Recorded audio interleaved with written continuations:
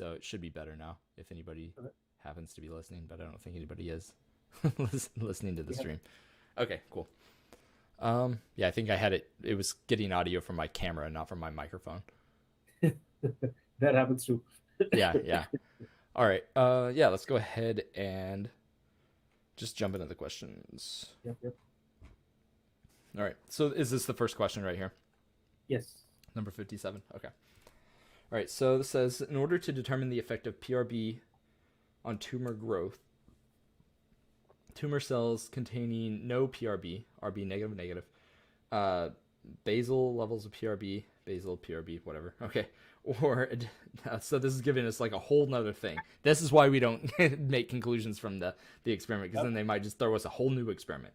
Or additional amounts of PRB, induced PRB, were injected into mice. Tumor cell growth was measured at 11 days post-graph. Okay. Which graphic shows the expected result of this experiment? All right. So let's see here.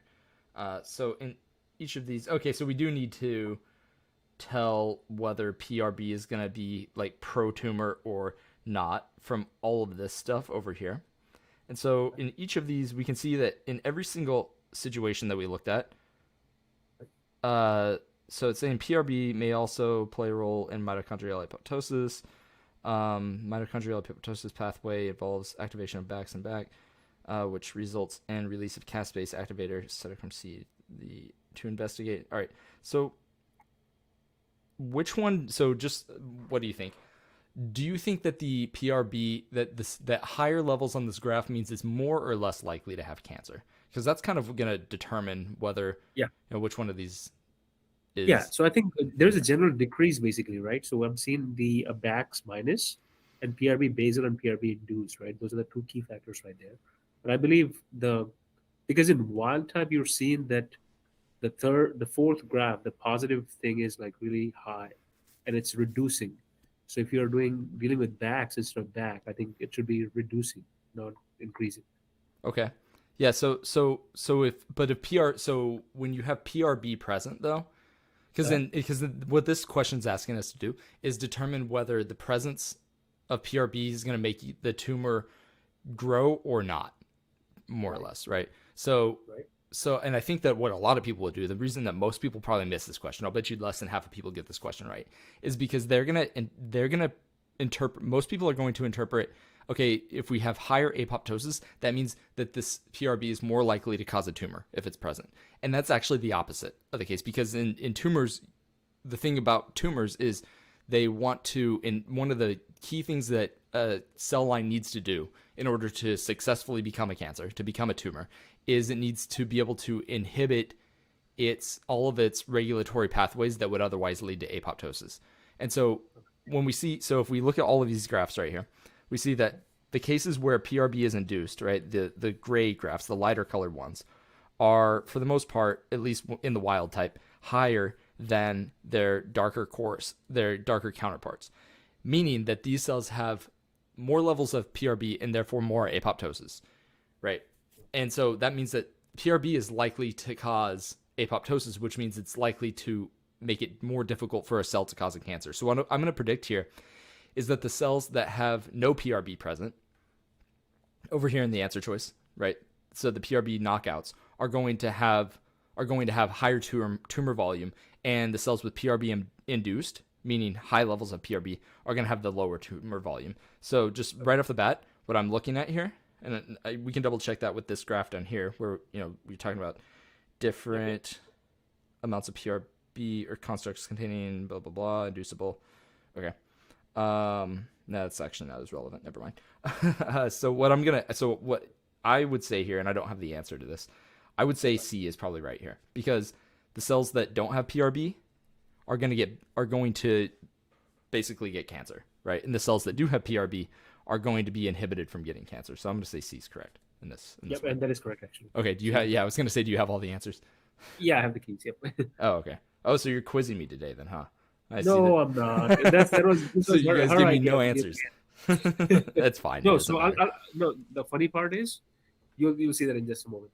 Remember how I told you we were working through the answers or whatever? So yeah.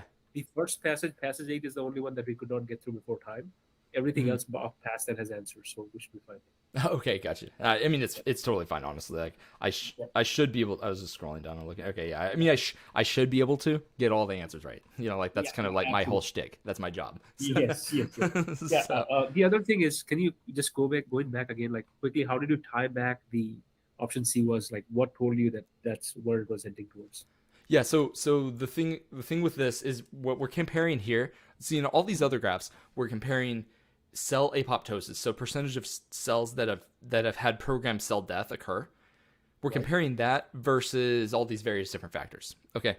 And we can see that the different colored graphs, like the gray ones, are the ones that have higher levels of PRB, right? Right. And so we see that we get more apoptosis when we have more PRB. Right. Okay.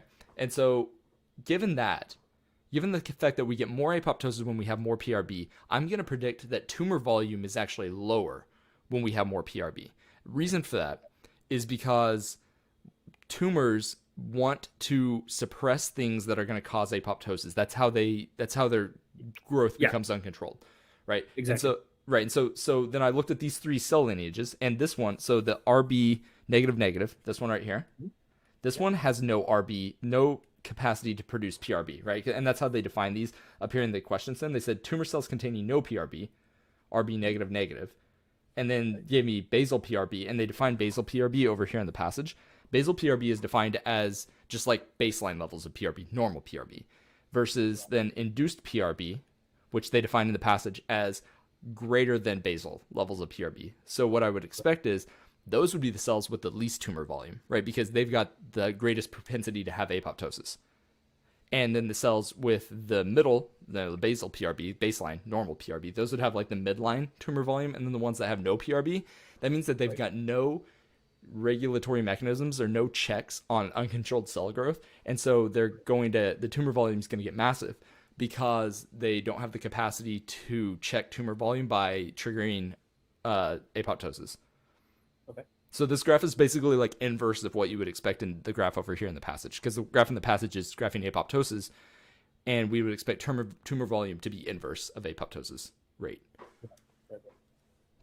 Does that make sense? Yeah. Okay, cool. Perfect. Oh, yeah, no worries. Okay, so moving on to the next one here.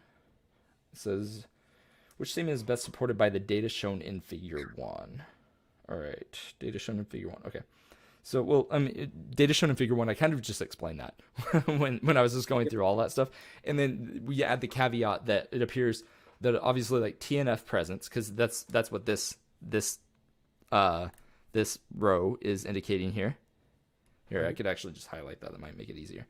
So TNF presence is going to indicate to us, I went up somehow, is indicating to us that we've got right across this line. So we can basically see that we're going to get more apoptosis with TNF present.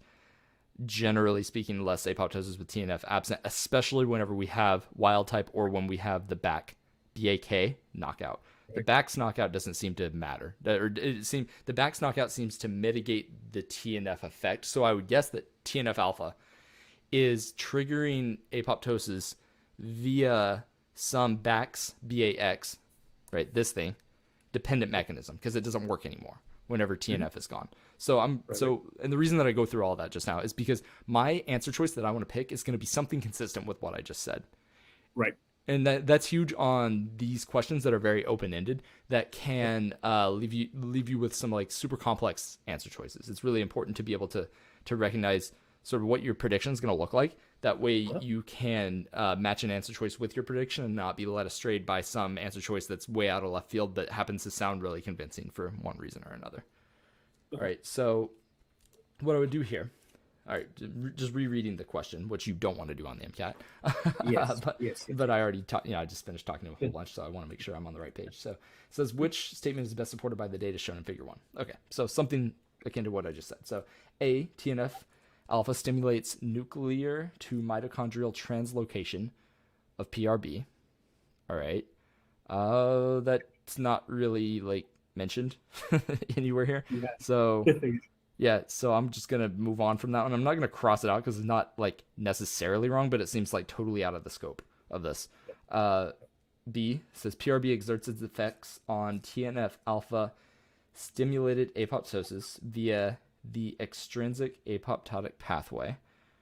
All right, so that's a little bit more consistent because we do see that the higher levels of PRB are really only we see higher levels of PRB mattering way more when TNF alpha is present. And by higher levels of PRB, I mean these graphs, the bars that are gray.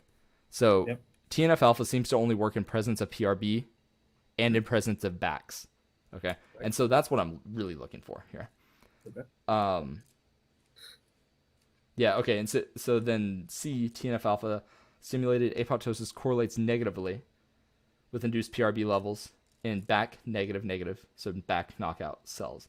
I would say no on that. That's exactly the opposite of what I'm looking for, right? Because TNF alpha apoptosis seems to correlate with induced PRB levels, not negatively with induced PRB levels. Okay.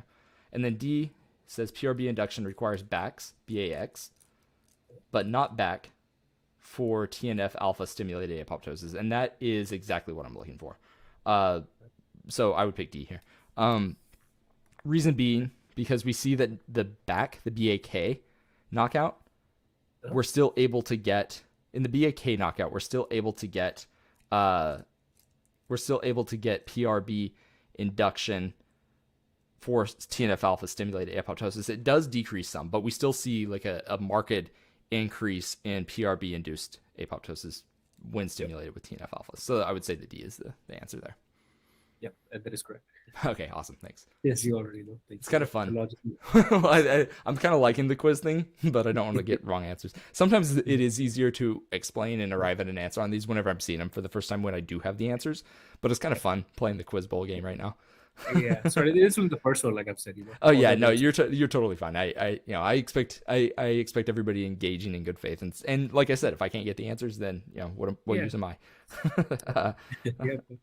All right, so next one here, next one here says which experimental approach would be least effective to determine the localization of PRB within a cell. So here, like this one has so many possible answers that I can't really make a great prediction prior to reading answer choices. But I am generally going to be looking for something.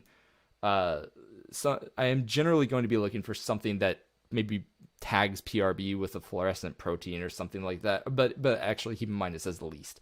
So I'm just going to be looking for something that isn't useful for what we know about PRB. And also notice that it says that PRB may also play a role in mitochondrial apoptosis and that it is a transcriptional co-regulator. Okay, so if something can't get into the nucleus, and if it's not going to be, let's say, inducing genes in some way that genes that have to do with mitochondrial apoptosis, then I'm probably not going to be looking for it. Right. So okay. So that's just like a very general prediction on what my answer is going to look like. Okay. So we go to A. A says fusion of a fluorescent tag to PRB. Right. Yeah. I mean that seems reasonable. That's what I kind of mentioned is fluorescent tag. You can just watch where it goes in the cell. Yep. All right. Use of fluorescent probe that hybridizes to RB transcripts. Okay, so this one I'm already thinking is the answer. Fluorescent probe that hybridizes to RB transcripts.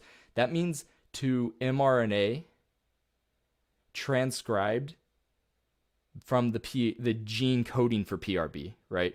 But this has nothing to do with the protein that is PRB. And so the mRNA, like while these are sort of the same thing, like levels of the mRNA for PRB is kind of going to tell us what the levels of the PRB protein are more or less, unless we've got some translational regulator, but that's just not as common as a transcriptional regulator. What we're talking about here specifically is the location of it within the cell. And so the mRNA and the protein aren't going to like hold hands and walk around in the cell together. They're going to be segregated from one another to some degree because the mRNA exists prior to the protein and the mRNA is degraded after it's translated into the protein after, so many generations. And so the protein is going to do most of its thing. It's going to be localized in the nucleus after it's transcribed because it is a transcriptional regulator. Whereas the mRNA for it, so the RB transcripts, and well, unless this is saying RB transcripts, meaning no, I'm gonna go back to what I'm confident in what I said. Okay, so Yep. the RB, so I'm gonna think this is probably the answer, but I'm gonna go ahead and read the rest of them anyway. Right. Cell fractionation to isolate different organelles. I don't love that answer either. Which experimental approach would be least effective to determine the localization of PRB within the cell? Well, PRB is a transcriptional co-regulator. Yeah, I'm having an issue with that one. Let's go ahead and look at the next one. Pull down of what is pull down? Pull down of PRB and identification of interacting proteins. None of these are super good in my opinion. Of interacting Yep. proteins by mass spectroscopy. Effective to determine the localization of PRB within a cell. Pull down of PRB and identification of interacting proteins.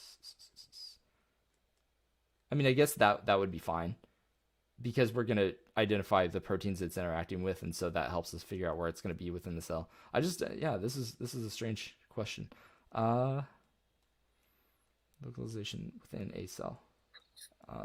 Cellular fractionation to isolate different organelles. I mean, I guess, if it's going to be located in those organelles, I don't know how we're going to locate it once we do cell fractionation, maybe like using some Western blot or something like that. So sure, we can do that. All right, I'm fine with that one, I guess then. Yeah, I'm going to go with B on this. Yeah, and that's a great one. Okay, all right, cool. That was a harder one. But yeah, I think B's good. Yeah, so again, for the reasons I explained, right? Because it's that's referring to the mRNA. So yeah. Yeah, and then basically again working backwards because I liked how you eliminated the other ones, but why was B the solid one? Because it says least, and how did you tie that up with the mRNA bit again one more time? Yeah, so what B is going to do? B is going to be really effective for localizing the mRNA that is then used to translate the actual PRB protein. But the question asks about localizing the PRB protein, and so just because that mRNA is the thing that is the precursor to that protein doesn't mean that it's going to be located in the same places as the protein itself. Right. Yeah, so that method would allow us to locate the mRNA that is the precursor to PRB, but we can't actually locate the PRB itself. Okay. All right, cool. Understood. Thank you. And I was taking some notes as you speak. So if you hear like keyboard chunking around, it's just like me taking some notes. Oh yeah, no, you're totally fine. Yeah, absolutely. Cool. Okay, so let's move on to the next one here. All right. Rhodamine 123 is a fluorescent dye that binds to polarized membranes and is used to label mitochondria. A cell line expressing basal levels of PRB, or wait, what? A cell line expressing basal levels of PRB, or which form of induced. What is this saying? Let me read this. Rhodamine 123 is a fluorescent dye that binds to polarized membranes and is used to label mitochondria. Great. A cell line expressing basal levels of PRB, or which form of induced PRB would most... Okay, I just didn't read the question all the way. Or which form of induced PRB... I still don't like it. A cell line expressing basal levels of PRB, or which form of induced PRB would most likely exhibit the lowest level of rhodamine 123 staining. I mean... So this question, I don't know what it's asking, to be honest. A cell, I'm wondering if there's a typo. Do you know whether there's a, or how are you reading this question? Because I think there might be a typo in it, and it's really throwing me off. Yeah, so you're basically talking about the rhodamine 123 is a fluorescent dye, Yeah. right? That's it right there. Binds to polarized membrane and is used to label mitochondria. Cell line expressing basal levels of PRB, or which form the induced PRB would most likely exhibit the lowest level of rhodamine 123 staining. So only thing I get it, because we had the different levels of induced PRB. Okay, got it. My bad. Yeah. I was I get really tripped up whenever I think something has a typo in it when it's like grammatically weird. Same here, yeah. Okay, all right. So yeah, okay. That's still a weird way to ask that. I'm not. All right, so yeah. So basically, the rhodamine 123 binds to polarized membranes used to label mitochondria. Okay, so then we just need to figure out basically like which one of these is more likely to exhibit rhodamine 123 staining, or the lowest level of rhodamine 123 staining. And so what is going to cause the mitochondrial membrane to be polarized is the question here, right? Right. Okay, so does it give us any info on that? I'm going to say it probably doesn't. I don't think so. Not that I looked at it, but yeah, Right. let's check. Okay, so mitochondrial membrane, mitochondrial induced apoptosis, apoptosis pathway involves that, which is a caspase activator Cytochrome C to investigate. Okay, yeah. So what I'm looking at here, so here's my thought process on this, because I may get this one wrong. It just depends on my decision on this level. So the mitochondrial membrane is going to be relatively polarized baseline, Right. is my thought. And the reason I'm thinking that is because we're constantly pumping protons out of the membrane, right? So we want there to be that proton motive force sending the protons back into the membrane to generate ATP via the ATP synthase. So what I'm thinking is that the mitochondrial membrane is relatively polarized when the cell's not getting ready to die. And then what these caspases may do, and these cytochrome Cs, whenever we induce mitochondrial apoptosis, they may punch holes in the mitochondrial membrane as part of the mitochondrial apoptotic pathway. I think that's probably what's going on here. And so my answer is going to depend on that interpretation. Now, if I'm wrong, and in reality, the mitochondrial membrane is not very polarized during normal cell function, then I'm going to miss this question. so that's where I'm going with that. All right, so we're going to assume that we're going to get the greatest rhodamine 123 binding. So the lowest level of rhodamine 123 binding when mitochondrial apoptosis is at its greatest. Lowest level of binding when mitochondrial apoptosis is at its greatest. So then we just need to think about, okay, well, when is that happening? PRB induced is probably the answer, because we know that's where we're going to see most mitochondrial apoptosis. However, I need to reread the end of this thing to see what it's talking about with those components again. And the percentage apoptosis is okay. Oh, okay. So then so we see that SP is higher, right? So RBSP cells with basal levels, or the 3 variants, which you do with TNF-alpha for 24 hours, and then all right, so then it's going to be the SP one. RBSP. Is that right? That is correct. Oh, nice. Okay, so my interpretation was all right. so that one, that's a rough question because it relies on so many conclusions that you have to get things right at every level of analysis there. That is crazy. So again, just a quick summary. Like, what was the key factors again for RBSP? Yeah. So I just went and looked. So did you get my explanation about? Yeah. So what we're looking for is the case where mitochondrial apoptosis is greatest, because that's when the membrane is going to be least polarized, right? Right. Okay, so then to find which one of these it is, I go up here and I look, because it tells us that we were doing this thing. Basically, we took cells with basal levels of PRB, right, which is this column right here. Yep. And cells with inducible PRB, and so it showed us that column there. And then the 3 variants of the RB, like segments of the RB polypeptide. And those are these 3 columns. And so then basically I just looked to see which of those is going to cause the greatest percent apoptosis. I thought it was going to be the inducible one, because that's like super physiologic levels of PRB. But in reality, but then whenever I looked at the graph, and I'm glad I did, it showed me that the RBSP one is actually slightly higher. So that's why I picked that one, because it's the one with the greatest levels of the greatest percent apoptosis. Apoptosis. Got it. Yep. Thank you so much. Oh yeah, no problem. All right. Man, this passage. Let's see, where are we here? I got another one more, huh? Yeah, one more. All right. Yeah. Two more. By the way, she isn't like trying to get into the stream, and I'm not letting her in. Or No. Yeah. Okay. I just wanted to make sure. I will let you know, because I called her. She'll blow up my phone. Don't worry about it. Oh yeah. So, I just wanted to make sure. Okay. Yep. Thank you. Yeah, no problem. All right. So then. This is caspase activator released during mitochondrial apoptotic pathway. Primarily functions in which cellular process? Oh, okay. This is a discrete question, pseudo discrete, sort of.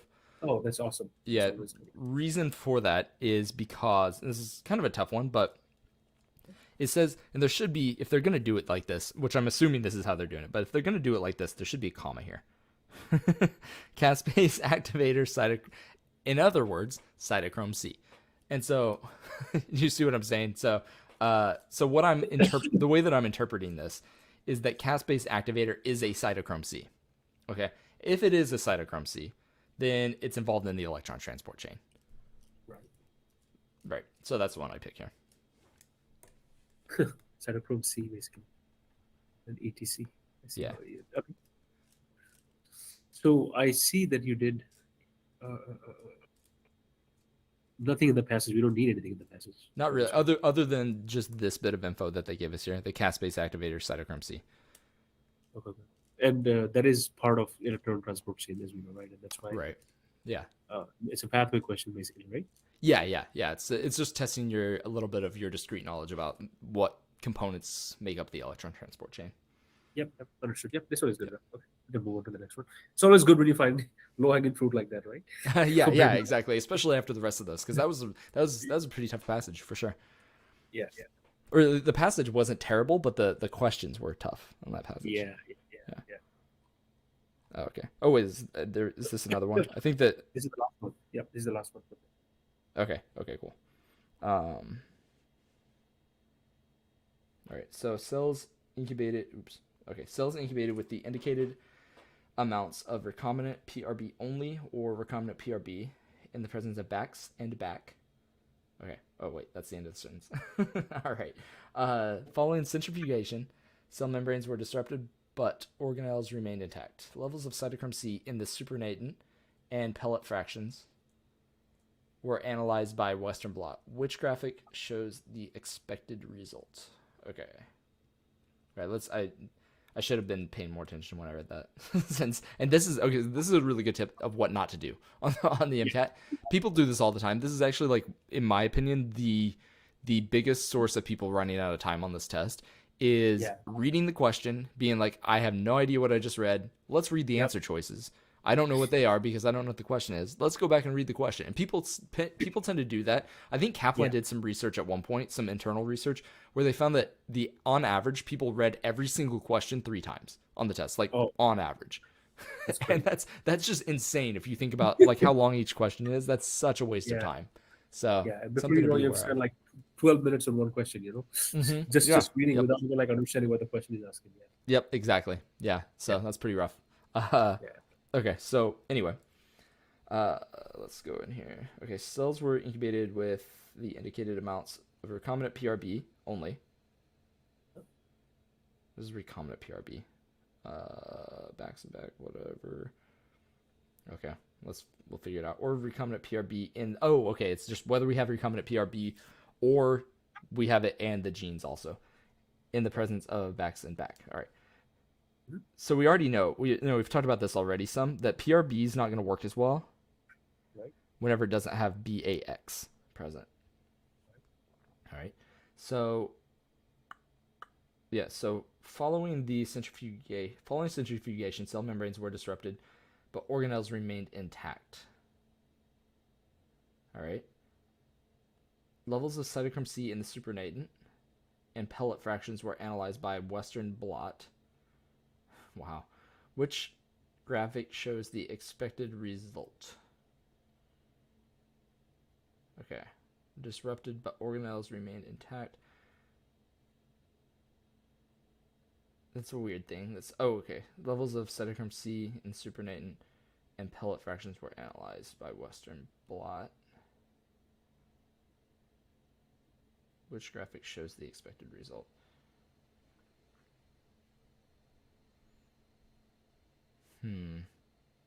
Because we're looking at levels of cytochrome C in each of these, okay? And activation, apoptosis, which results in release of caspase activator Cytochrome C. Okay, this is it. All right, yeah, that took me a second. So what's going to happen here? This is the implication. And again, this is one that's going to depend entirely on my interpretation of this. So backs and back are the sort of second messengers by which PRB activates release of cytochrome C. So the way I'm interpreting this, and it could be wrong, caspase activator cytochrome C. Okay. So when PRB is present with backs and back, cytochrome C is going to be released from the mitochondrial membrane. Okay. So when those are present, we're going to find cytochrome C in the pellet and in the supernatant. When those aren't present, we're going to find it only in the pellet. Reason being, because cytochrome C is going to be like out in the cytosol when backs and back are there, because it's coming out of the mitochondrion. And it's going to be in the cytosol, or it's so in that case it would be in the cytosol, but probably some in the pellet as well, simply because we're not going to release every single bit of it. I mean, maybe we will, maybe we'll find that answer choice, and then I'll be very torn. But when those two things aren't present, there won't be any cytochrome C in the cytosol, because that's going to stay in the mitochondrial membrane, so it will only be in the pellet. Okay, so that's what I'm looking for here.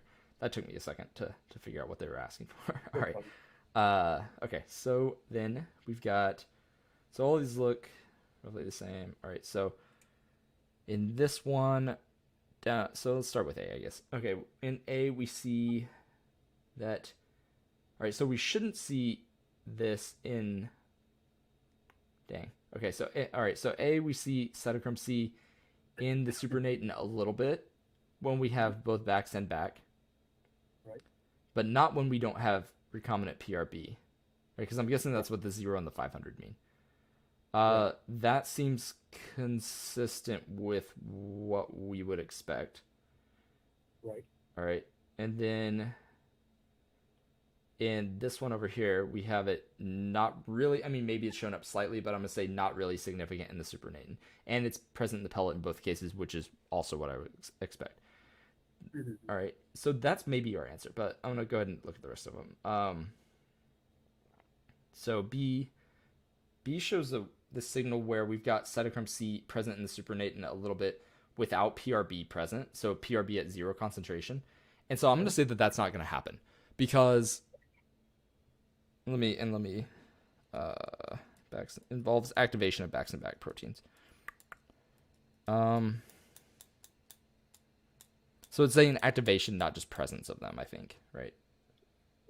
Yeah, in the presence. So we need PRB to activate backs and back. So that's why I'm going to rule out B here, because if it was just like to induce translation maybe of backs and back, then I would say that B could be right. But because they're there already, and so we could see it in the supernatant, but I'm going to say no on that one, because it needs to activate them, not just to translate them. Okay. C is just stupid. Don't you see what I'm saying? That's not meant to be insulting, but to anybody that may have picked it. But I'm just saying it's C is like the opposite of what I would have predicted. Okay. And D is also not consistent with what I would have predicted, because, well, especially this one over here, because that signal right there, that wouldn't be there in my prediction. So yeah, so I'm gonna get rid of D and go ahead and pick A here. Okay. And that is absolutely correct. Perfect. Okay, cool. And then that is it. Yes. Okay, I got 100%. Nice. Yep. So again, on a quick recap on that one, I know this was also some interpretation. We ruled out the 3 red ones, but for the green one, for the backs and back, I do see that on the cytochrome 500 level, on the not the supernatant, the pellet, the botches are bigger, right? Was that one of the reasons also, or no? On which one? I'm sorry. On this one right there on option A. A. Okay. Yeah. Give me just one sec. I'm gonna quickly also check something with her. 1 moment, please. Oh yeah, no worries. Be right back. Yeah.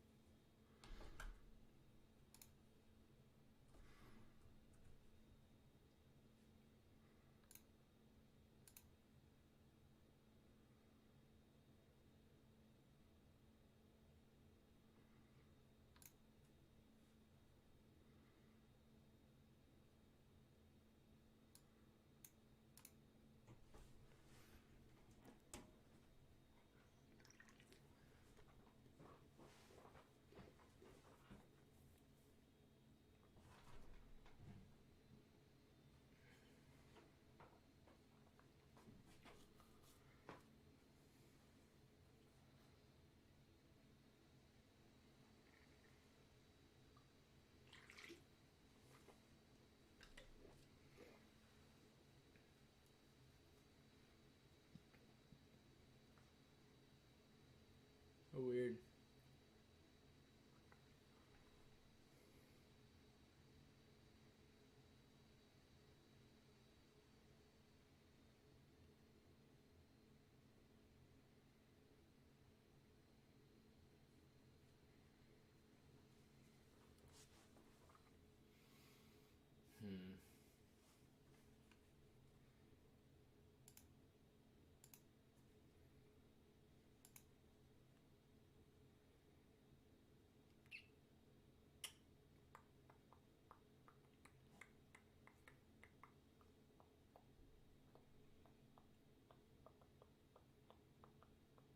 All right, sorry about the joke. Oh, you're fine. No worries. Yeah, I was just checking in with her, making sure. I just sent her a text. She hasn't responded, so I don't know if she Oh fell yeah, asleep no, it's because fine. that happens, Yeah, yeah, Because no, I'm no worries like at an all. hour. Yeah, we're like almost at like an hour time frame, so I just wanted to check in with her. Yeah, and she, like we're answering the questions that you guys wanted, so she can always just watch this back if she wants. Yeah, yeah. So yeah, for the last one, what I was asking is, I understood how you ruled out the other three, but for the first one, for the green answer, I do see that for the supernatant you don't have like any patches, but for the palette you do, like bigger blotches on option A. Was that one of the reasons, or like how what did you pick that one? Why did I pick it even though it had the big blotches on the pellet? Yeah, yep. Yeah, so it's gonna be in the pellet regardless because cytochrome C is always embedded in the mitochondrial membrane. Okay. Yeah, Okay. so whenever it said in the question stem right here that Uh-huh. it says following centrifugation, cell membranes were disrupted. So that means that the Uh-huh. cytoplasm is everything that's in the cytoplasm is coming out into the supernatant. Yep. But Yep. Yep. organelles were intact, and so that means that if the cytochrome C is not released from the mitochondrial membrane, Yep. then it's going to stay inside the pellet, but it's still going to be in the pellet. Right. Right. Right. Understood. Right. So the pellet here is kind of just like our control. It's going to be in the pellet regardless. Okay. Okay. And the Yeah. supernatant, what is that doing here? The supernatant is just anything that was released into the cytoplasm. And so Okay. so see how there's only a mark on the supernatant when we have PRB present and backs and back present. Because Yep. because it's presence of PRB that then activates backs and back, and then those Uh-huh. go and release cytochrome C from the mitochondrion into the cytoplasm, and that's what triggers apoptosis here. Okay. Okay. Yeah. Understood. So, and then just looking at the graph, was there like if I knew that, was there a smarter way to kind of approach this graph question, the figure question, or just by looking through the answer choices or whatever, or no, or basically the long way is the only way to approach this one? Yeah, that was really the only way you could on this one. That was the most efficient way that you could approach that question. Okay. Yeah. Awesome. All right. Yeah. And then we are good. So we can move on to the next one. Okay, cool. All right. Let's see here. All right, so No more you want to quizzing. just go through the passage? Yeah, no more quizzing on these because you already have the answers. Oh yeah, no, it's okay. I mean, maybe that can validate me. I don't think I've taken a biology or a Mcat science section, meaning chem phys or biochem, and not gotten a perfect score in literally 10 years. So I'm gonna get most of them right. I miss questions sometimes, but you can miss up to 2 usually and still get a 132 on the section. Yeah. Okay, so yeah, let's go ahead and just check this passage out really quick. So, Okay. all right, so that's the passage. All right, so it says some gram-negative bacteria use type 3 secretion system T3SS. Okay, so that's I'm gonna go ahead and highlight that because we're gonna use that the whole passage to inject host cells with cytosolic effector proteins. Mhm. Okay. Wait a second. Let me look at this. Okay. To inject host cells, interesting, with cytosolic effector proteins, which facilitate entry into host cells. Okay, so this is talking about gram-negative bacteria that are specifically parasitic, meaning that they go inside of host cells. Because sometimes bacteria don't go in host cells. They'll just stay out in the either in the vasculature or in the intercellular space. Okay. Vibrio, whatever this is, parahemolyticus. All right, so that probably gonna lyse blood cells here. VP, all right, is a motile bacterium with a single flagellum, uses T3SS that injects the effector VOPC, right? Yeah, nice. You highlighted that, or whoever did highlighted that. VOPC contains a catalytic domain that irreversibly activates host cell GTPase rack through the deamidation. Oh, nice. Okay, so we're going to remove an amide there of the side chain of the residue at position 61, meaning that it's probably going to be, well, what residue would that be at position 61? That's a crazy question that they may ask you here. Like what amino acid residue is it going to be there at that position?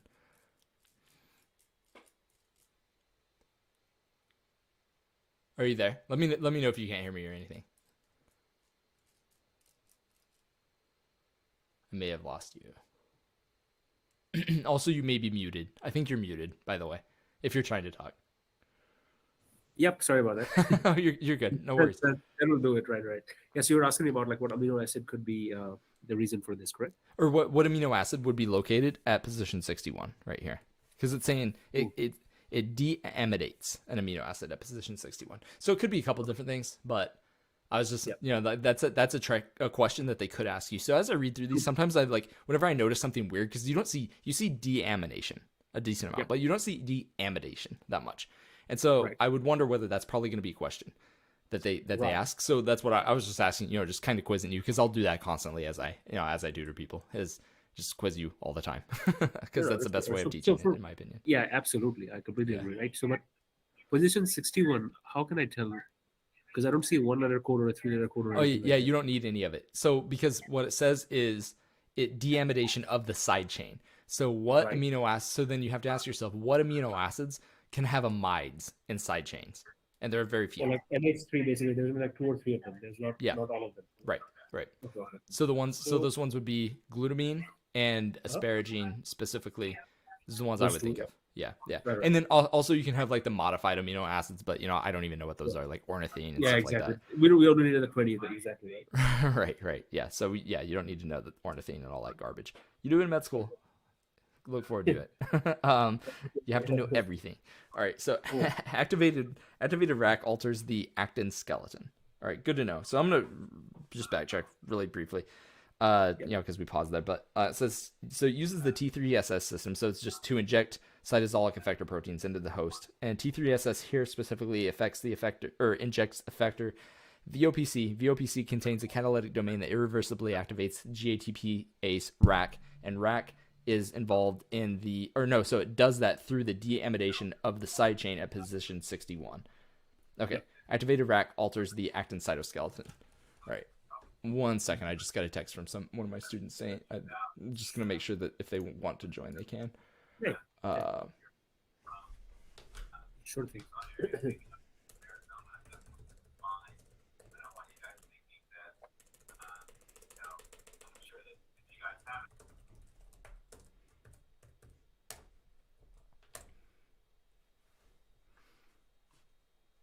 One second, I'm just sending him over the link.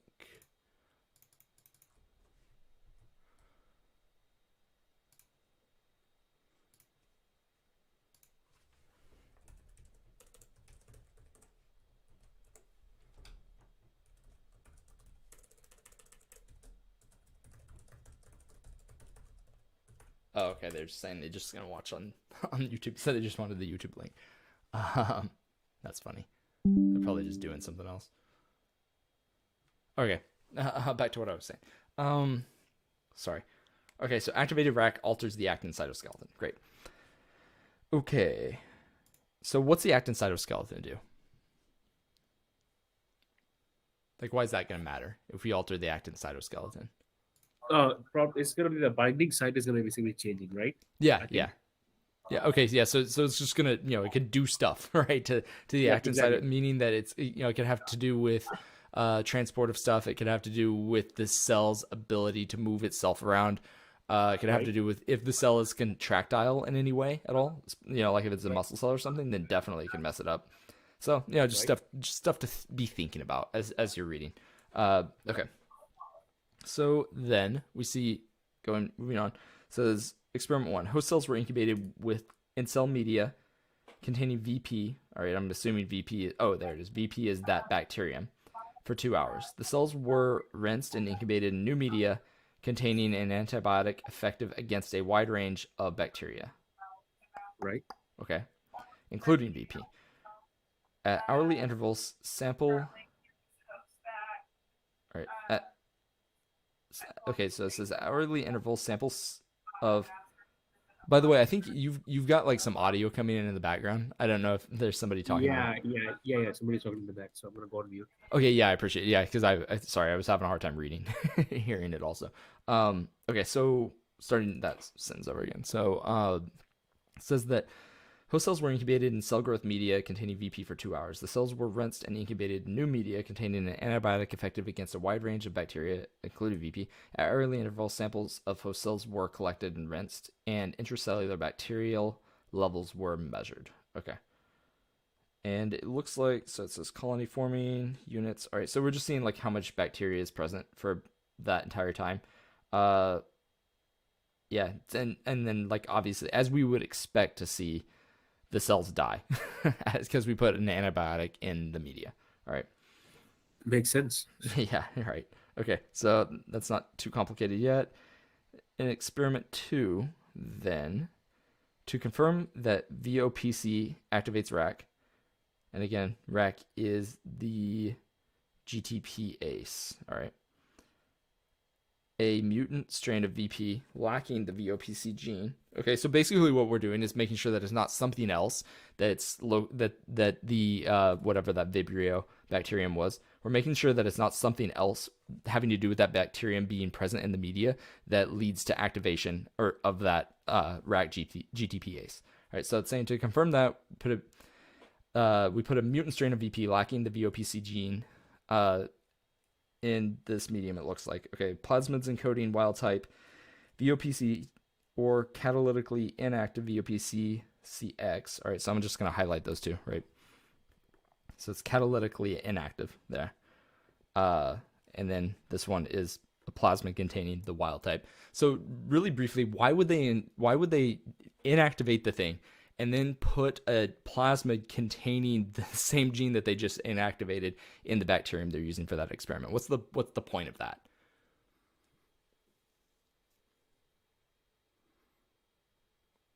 Can you hear me?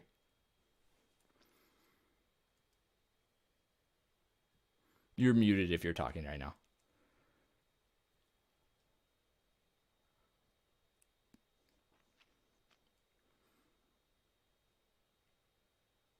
Yes, I'm here. I cannot unmute. Sorry. Okay, no, you're good. Sorry. All right. So what I was asking there is why would they why would they put a plasmid encoding the same gene that they just inactivated back in the bacterium? Is it for replication? I was thinking about that one. Or will that cause some kind of? I mean, so the only thing that I could think about is potential replication. I'm not sure about anything else. Yes, the main reason that they did it here. So the reason they did it is because they wanted to control. Yep. Because they put the catalytically inactive version on a plasmid to put it in, so they needed to put the catalytically active version on that same plasmid, just to make sure that that it wasn't something about the vector that was messing this up, right? Okay. All right, so inactive VOPC X were transferred into into this thing that lacked the gene to create strains with the VOPC and with the catalytically inactive VOPC, respectively. So then it says host cells were exposed to each strain, and GTP-bound RAC was measured by Western blot analysis. Okay, and so we see the Western blot down here. All right, and Western blot analysis shows figure 2 RAC activation of VOPC. Note U indicates uninfected aldolase, whatever, all this. Okay. Okay, and so aldolase is just constantly expressed. So the reason we put the aldolase there, again, is just for the same reason. It's just for control. So you're unlikely to get a question on that. If you do, then it's free. Okay. All right, so yeah, so not a whole lot going on in this passage, honestly, so we may get some difficult questions. Let's go ahead and just jump into those. Do you have any questions prior to jumping into the questions here? No. We'll just do the same strategy like you always said, right? Read through the question, try to predict. Right, yeah, absolutely. Okay, cool. And then, same strategy. Okay, sure. All right, so question 1 says figure 1. In figure 1, which statement best explains the data trend of an increase followed by a decrease in Okay, so we already talked about this question, right? Because we incubated it with the bacterium present, and then we threw an antibiotic in. Obviously, the bacteria are gonna die, right? Oh, wait a second. Actually, I misinterpreted this. Now that I just looked at this. So figure 1 is showing levels of intracellular bacteria at each time point. Right? Repeat that, sorry. Yeah, okay. So I'm just looking to see exactly what figure 1 is showing us here. All right, experiment 1, host cells were incubated in the growth media containing VP for 2 hours. The cells were rinsed and incubated in new media containing an antibiotic effective against a wide range of bacteria, including VP. At hourly intervals, samples of host cells were collected and rinsed, and intracellular bacteria were measured. Okay. Figure 1. All right, so then the question is asking which statement best explains the data trend of an increase followed by a decrease in bacterial cell count. And so my prediction here, well, the prediction here is simply that we put an antibiotic in, right? So that's right. That's what's going to cause host cells to see a decrease in intracellular bacteria, right? Agreed. Okay. All right, cool. So let's just look for an answer that says that. So A, the number of host cells in the sample increased until carrying capacity was reached. No. Right, just because that has nothing to do with the antibiotic. B, infection of VP is maximal at 5 hours of exposure. Well, that's not even consistent with the graph. See what I'm saying? Because like we would expect highest bar to be right here if that were the case. So that's not consistent either. C, VP replicates inside the host cell before causing host cell lysis. And they're saying that's the right answer here, right? That's not interesting. Yeah, I know. That's not consistent with is it, where'd this question come from? The Jack Weston thing? No, this is a section bank from AAMC. Oh, So okay. whenever you see Jack Oh, Weston, that's just something that's on the AMC deal. Gotcha. yeah. Okay.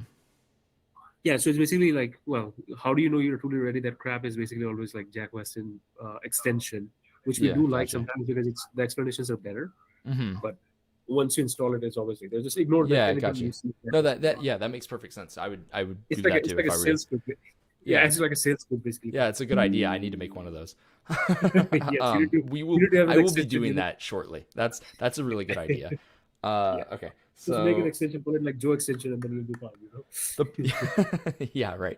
Okay, so this is interesting though because this is not what it says. What the graph is. Yeah. So I Colony was having forming some units. trouble with like the explanation and the C on this one. I wanted to ask you why that doesn't line up correctly. Yeah. No, I agree with you. I think that there's an issue here. So yeah, because this figure says levels of intracellular bacteria at At each each time point. point. And that's not referring to the number of host cells present. If it was referring to, like if our y-axis here was just number of host cells, Right? And it's not. right, it's not. So Yeah.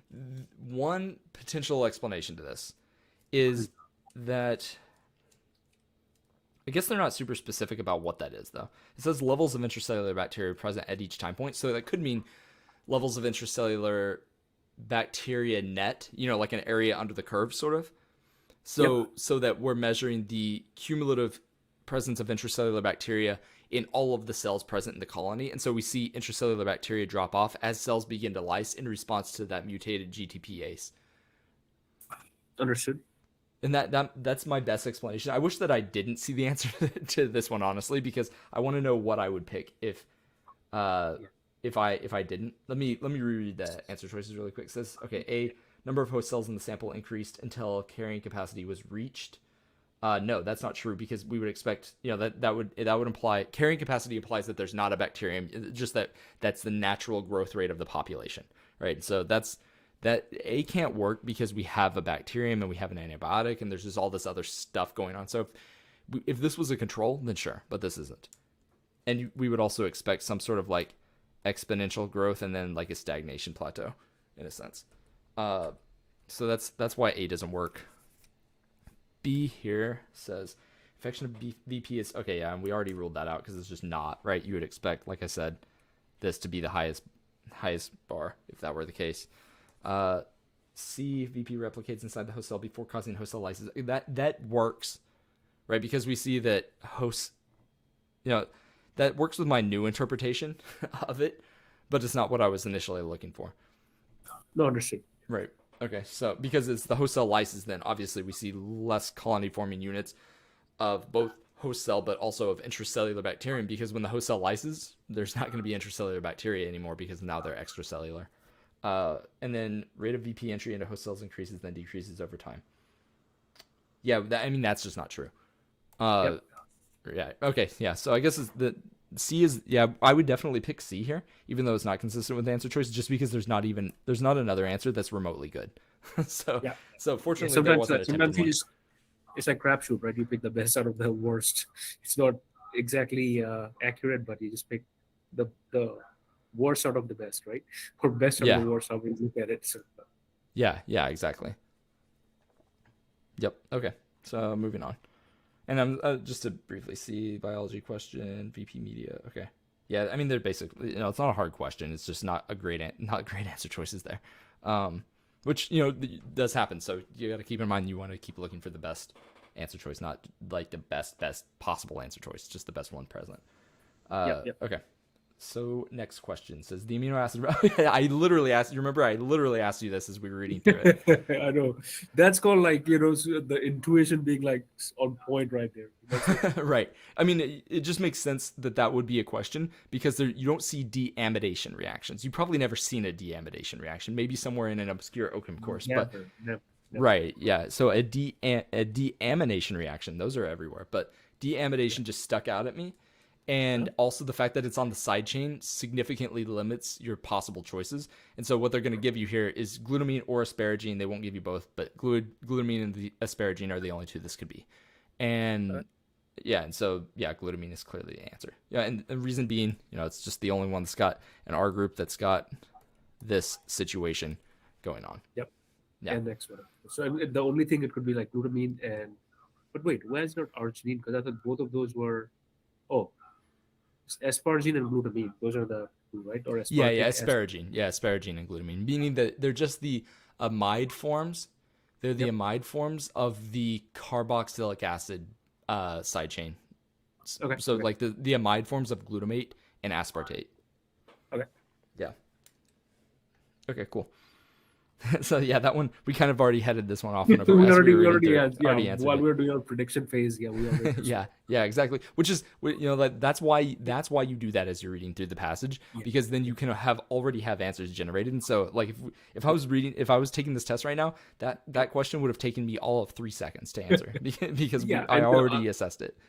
Yeah, but people predict answers. You're predicting questions at this point, So which is where you want to get. If you do enough practice questions and constantly be intentional about your reading through the passages, then you get there. You really do. Yeah. It's just a matter of constantly practicing in that manner. Yeah, agreed. Okay, cool. So then next one, what is the independent variable in experiment 1? All right. So, independent variable. Okay, so what is the independent versus the dependent variable? Sure. In terms of x-axis and y-axis, or in terms of what changes and what doesn't change? Either one. Just give me your definitions of them. So okay. So independent variable, it's like something that is not gonna depend on something else, right? So for instance, one of the things that I can think about is like time is probably gonna be independent. Right. Yeah. And and dependent variable is gonna it's gonna, in order for you to get the results, you rely on something else, right? And generally speaking, I think y-axis is the independent variable, and x is dependent variable. Other way around. You have x is the independent, and y is the dependent variable. Yeah, exactly. So and so that statement that you made right there, that answers this question. Because if you're like, okay, well, x shows up on the independent variable shows up on the x-axis, so let's just figure out which of these is the x-axis. Yeah, this is basically like x and y-axis question, right? So I can even see time labeled on the x-axis. Right. It's the independent variable, so it's time. Yeah. So we don't have to do anything more than that. Yep. Yeah, and so that's another question that takes maybe 10 seconds on that one. So Yeah. So if you're For behind you, on time before these yeah, questions, that's it. well, no, for you Yes. not too, because you knew the thing, right? You knew Yeah, that the. I mean, you yeah, misstated it, but I know you yeah, knew because yeah. you knew. It's just a matter of thinking, okay, which one actually is which. Yeah. Which. X is independent. There was a mnemonic that I used to remember, Uh-huh. but yeah, I think that's all this was. Do you know of any mnemonic? Or I can just like XIN or Yeah. YDE or something like that. Doesn't even matter, but you just if you've done it enough Yeah, times. and I wouldn't even worry about a mnemonic on that because you can just reason through it. You can just be like, well, why is the thing that we care about? Why is the thing we're measuring? So why is the thing that depends upon the thing that we're screwing with Yeah, in the experiment, aka the right. independent variable? So why is the Exactly. dependent? It depends on X. And that's X, what the story of the graph is always, how does Y change when we mess with X? And X. yeah, and so that's all science is like what happens to Y when you mess with X in some way. That's the Yeah. underlying the underlying Yes. philosophy of all of science. Uh, Understood. Yeah, I've seen a similar question before. The only reason why I got it correct is because I've seen the exact same or very similar question where all they were asking is, "Hey, what's on the x-axis?" Or what's on the yeah, if you know how to read that, you can get away with that one. yeah, exactly. That's pseudo discrete in a way, right? Yeah, for sure. Yeah. Okay, so here this says a rack variant in which residue at position 61 was replaced. Wait. Okay. Oh, sorry, I can't read. A rack variant in which the residue at position 61 was replaced with alanine was synthesized. Okay, great. A wild type rack and rack 61A, so the new thing where we have alanine there instead of uh, glutamine, were incubated separately with VOPC. All right. To obtain data to support that I cannot read. To obtain data to support that VOPC modifies rack at position 61, the sample should be analyzed for the presence of which compound? Okay. Yeah, so what's your thought process here? This one's more tricky for sure. Yeah, I'm checking. I'm checking. So it's rack 61A is what I see, um, and this is also an alanine. Hold on. Wild type practices 61 is intubated with BOPC. Appropriate data and support the BOPC modified rack of sample should be analyzed and for the presence of which compound. Okay, so just from a first glance, I don't see any chemicals on the passage, either in experiment one and experiment two. Mm-hmm. Um, so I'm going to quickly look for VOPC, and when I scan that, it looks like experiment two is messing with VOPC. So I'm going to highlight, quickly jump in there, and look through position 61 for experiment 2. And yeah, okay, that probably is going to help. Uh, 61. Okay, it doesn't say it for position 61 either, but I'm going to read through it. Hold on. The gene was clean. Cataloging pieces and VPC plus VPC exposed to each strain. Western blot. Okay. So GTP rack. There is not a solid way to narrow down which chemical it could have been because the options are like NH3, O2, carbon dioxide, Right. H2 acid, right? Yeah. So there's got to be some content knowledge that I'm missing here, I guess. Right. Yeah. So, and that's what I was not gonna let you go through that much longer Yeah, because yeah, this is a discrete question. yeah. Um, Oh wow, yeah, I didn't yeah, even need to yeah. go This is through this is it. Okay, a very well disguised discrete question. So all you have to okay, recognize here is yeah, because you're analyzing the sample for some small molecule, right. and so we're looking for something that's going to be different between the mutated rack, the rack with alanine, rather than Yep, than with glutamine, right? And right. so remember what rack Oh, does. I see. Oh, okay, okay. Rack What does it do? Sorry. it catalyzes this deamidation reaction of the side chain at position 61. Okay, Okay, so now we no longer have an amide at the side chain on 61. So what's going to be the right. difference between something with the amide that we're deamidating and something with the alanine that can't be deamidated? I kind of like that word, Oh, deamidate. so I've I never know said that exactly before. where you're going with that. Yeah, and Yeah. not even like looking through the things, but alanine is gonna be the side chain for alanine is gonna be nitrogenous base or something like that, right? Side chain for alanine is just CH3, I think. CH3 is a methyl group. Yeah. Yeah. But deamidation, you're gonna remove the amide, Right. which is the NH3 group, correct? Yeah. In the case of glutamine, yeah, it's just an NH3. It's just an NH3 attached to a carboxyl. Right. So you're Right. gonna So remove the NH3, yeah, the yeah, ammonia group from the carboxyl. right. And so all you're looking for is the presence of an NH3 group, right? Because that's the product of the deamidation reaction is NH3 plus the Ah, amino acid that you had prior, right. right? Okay, So that's to get the NH3 basically. yeah, so basically what this reaction is going to do, I'm thinking, I don't Yeah. think it says specifically how it deamidates it, but it's a Yes. GTPase. So probably what it's going to do is it's going to replace that amide with Right. a phosphoester because we're going to use the phosphate, from the GTPase to attack that carboxyl group, like a nucleophilic, nucleophilic substitution on that Okay. carboxyl group, where you've got, let me see if I can draw this right here really quick. So you've got the rest of the amino acid there, then you've got this amide thing, right? So Yep. what's going to happen probably, and this is just me speculating, is Right. the GTPase is going to send this Mhm. phosphate in.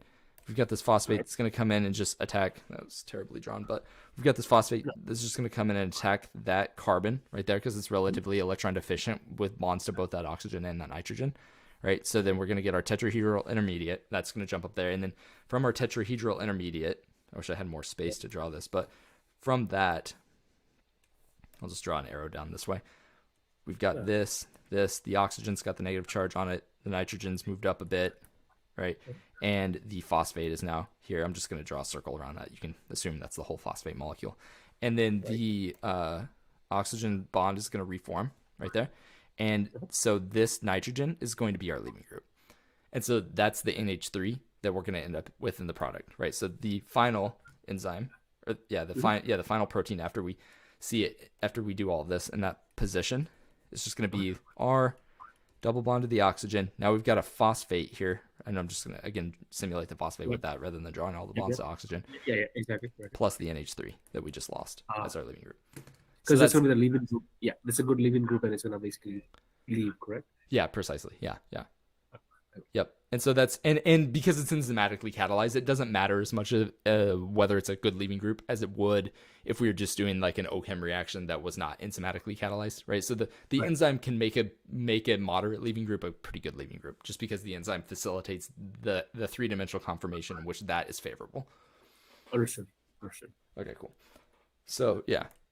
So that is why this is the answer here, and that's a discrete question, right? Because it was just testing your ability to recognize that deamidation and see what the reaction product of was that. So anytime you hear deamidation, you're deamiding, which is the NH3 group, is getting lost, and it's just ending up as in the uh, product part of the reaction as a leaving component, basically. Yeah, and so it could be an in like an NCH3 or those Yeah. H's can be replaced with aliphatic chains Yeah. because because the amide doesn't necessarily have to have just NH3. It can have NH and then a whole bunch of carbons branching off of it as well. Right. Right. But yeah, you want something with the nitrogen nucleus there in the molecule. Okay. Yeah. Okay. Sounds good. Okay, cool. All right. So then let's see this next one. All right. Next one says, why was the total amount of RAC measured in experiment? Wait, why was the total amount of RAC measured in experiment 2? Oh, okay. Let's see here. What was experiment 2 doing again? I forget. Experiment 2, to confirm that VOPC activates RAC, a mutant strain of VP lacking that gene. Okay, sure. Plasmids encoding the wild type and the catalytically inactive were transferred to create strains. All right. Well, okay. Yeah. So what's your thought process in this? Because we can look at the answer, but I'm trying not to. Yeah. Can I see the question again, or no? It's right here at the bottom.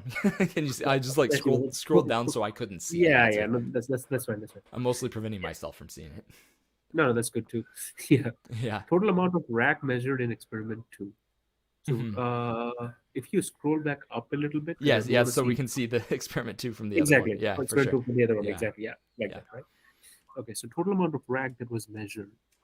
Activates RAC. Just give me one sec. Yeah, no problem. Get into the experiment 2 right here. RAC was measured by Western blot analysis. Okay. And Western blot analysis does we know snowdrop. So proteins. Yeah, exactly. Yep. And it's trying to see GTP rack, total rack adolase is the enzyme that I see. And I see the rack activation unaffected. Generally speaking, I see the labels right there. The unaffected are the U. So whenever you are looking at GTP rack, it's unaffected, right? And VTP, I'm just analyzing the figure. I don't know if it's the right way of going about it. Um, To answer the question. when you see GTP, yeah, so the GTP rack, we're just making sure that. So basically, what's going on here? Let me scroll back down so I can see the question again. So it's okay, yeah. So it's asking us why we measure rack there. And Not even what. Okay. right, yeah. And so the point Is it oh, go ahead. is it as a control? Yeah, pretty much. We just want to make sure that it's present. So because what the VOP thing is doing is it's modifying that, right? Let me go back up and read the passage again. Just seeing that. VOPC contains catalytic domain, activates host cell GTPase rack through. Right. So, yeah. So we just want to get an idea of, well, first of all, whether it's present, and then how much of it is there, so that we can get a sense of what we're looking at. Because if we don't measure, if it's not there, then this whole experiment's useless. Yeah, exactly. Right. Okay. Yeah. So, right. And okay. So looking at the answer choices, it says to confirm that the antibody used to detect GTP rack was working in each sample. No, we didn't need to do that because we could just look for the antibody, right? To determine if the same amount of each sample was loaded on the gel. No. To act as a control for comparing rates of rack activation by VOPC. I don't think the passage said anything about that. Yeah. Oh, it's not helpful. No. Right. Okay. And also, rack's not activated by VOPC, right? Oh wait, no, it is. Okay, yeah, never mind. Yeah, but I mean, it is activated, but you don't know the rates, right? Because it's not giving you the exact rates that you should go for. Yeah, and it's not a control. Just like measuring. Yeah. So that's not the definition of a control. And then D is exactly what we were just saying, right? So to determine if VOPC affects rack expression levels, which is the whole idea here. That's the whole point. It's like if it is expressed or not, because you do see that there's dots where it's not expressed. Yeah. Yes. Yeah. Exactly. Perfect. Nice. Okay. All right. Same passage. How many questions do we have on this? Just out of curiosity. Okay, this is the last one. Okay. Under normal conditions, in the absence of VP infection, what is the structure of the molecule? Wait. Go back up. I think we missed a question. Oh, did we? My bad. Yeah, because it was something like 1 and 2. No. Sorry. Maybe it's the next one then. Yeah, this is just it. I think this is it. Oh, yeah, that's it. Yeah, sorry. Okay. Oh, you're good. Under normal conditions, in the absence of VP infection, what is the structure of the molecule that binds and activates rack? Oh, okay. Yeah, so what's your thought process on this? No, I'm checking again without looking at the answers, right? Yeah. Absence of VP infection is structure that binds and activates rack. So we know that we talked about deamidation. It's gotta have an NH3 somewhere, or NH2 with the NH. And it's just based on that logic, I think C is out. So this isn't this actually doesn't have to do with that amide. Okay. Yeah, so this is just testing your ability to recognize GTP as a molecule, which is a tough question. You know what honestly. GTP? Like if you don't have I don't know that I've seen this before. Like people being made to recognize, because I'm fine with them saying that C and B aren't correct. D is rough though, man. because D looks, oh my god, look at that, because you don't have that NH2 and NH hanging right there. D is adenine. And so it's making you differentiate between the two pyrimidines. That's interesting. Yeah. The adenine. I mean the two purines. I didn't mean purines exactly. Yeah. It's purines, goalless, two rings right there. Yeah.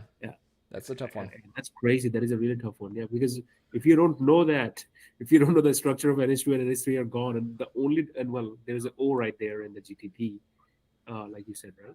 Yeah. It's a double bond O that's missing on the ATP, right? On the double bond. I don't see the double bond O on option D on option A. Yeah, because option D is ATP. ATP, exactly. That's what I'm saying, right? So ATP doesn't have the double bond O, but GTP does, right? Yeah. That's a tough question. That's a really tough question. Yeah, you just gotta know the OChem structure. There is no way of getting around that, you know. Yeah. Yeah, that's So that difficult. And so that was GTP, right? The structure of GTP. Can you just label that for me? yeah, for sure. GTP. Yeah. GTP. And since rack is a GTP ace, we know that it Yep. binds it, right? Yep. Yep. And yep, that's all Then there is just to that. label ATP also at the bottom. So when I look And at the note. and so it'd be easy to mark these two out. We can mark these Yep. out because we know, see how there's only one ring attached to the Yeah. ribose? That Yeah, tells yeah, us that exactly. these are the pyrimidines. Pyrimidines, not purines. Yeah. Yeah. And so that's not difficult. But what Yeah. is certainly difficult here is recognizing Yeah. the GTP versus the ATP. So Exactly. yeah, tough. There's a mnemonic that I use, pure as gold. So that's how I remember the purines and the pyrimidines. So pure Nice. as gold. So purines are ATP and GTP. You know, that's how it is. Yeah. Yeah. I just I don't that kind of stuff for some reason I always just made myself like remember it from. Yeah. I just remember adenine and guanine are purines, which is not the best way probably, but that's just the way that I've always done that No, stuff. I mean I'm stupid. So when it comes to like, Oh, no. I have fun with like mnemonics, and that's how I remember something. I think that's a better approach, honestly. When I got because I was always against mnemonics because of being arrogant, more or less. And so when I got in med school, though, I had to drop that because I was just way too much to memorize. There was just way too much anti-mnemonic.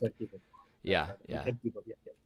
That's like for my story with Anki, you know. So like I used to hate Anki and even Discord. I was like, that's just too much distraction or whatever, right? Yeah. But look at me, like I gotta do it every single day to be good at it. You know? Yeah, I used to get on Discord some to play video games whenever I was in med school, but I've never used it for anything but video games. So That's how I chat with like some people. But I was anti Discord, like you know, how you are anti mnemonic. Like up until like I would say a month ago, I was anti Discord. Like I just did not. Discord. You just started Discord recently? Yeah, like you know, maybe a couple months ago, because it's just like the same thing. Like everybody plays video games, and you can't really study on that thing. I had to quit. I had to retire from video games like 2 years ago because I was just playing way too much League of Legends. League of Legends was my vice. Yeah. So I never got into the video game space ever. Oh yeah, don't. Because I know it's like it's a dark world, you know. But it is a dark hole. Yeah, you can never. that is the thing.